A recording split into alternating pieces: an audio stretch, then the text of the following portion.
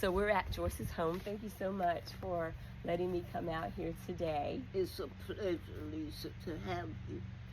Mrs. Joyce Summers Howard, an elder on my mother's side of the family and my cousin. Your early life, how you started out, where you went to school, what you did as an occupation before you retired, if you would start with that. Well, oddly enough, my first encounter with going to school was right next door. We're on the properties of the old Haywood Chapel Elementary School. In the 1930s, one-room schoolhouses were still very common for Negro schoolchildren. It was started in the 1920s.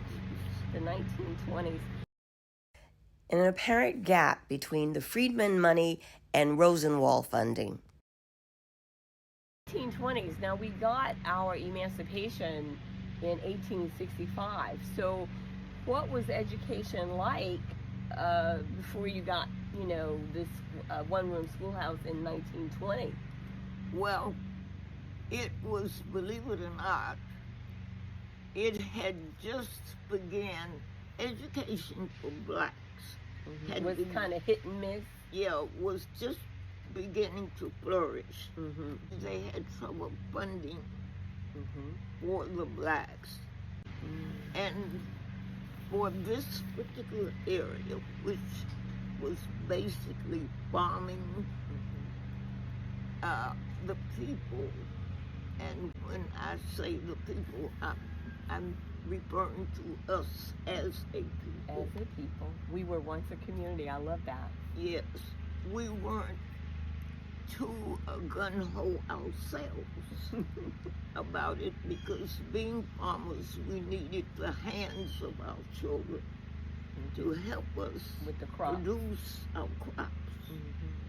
So school and education was kind of a secondary thing.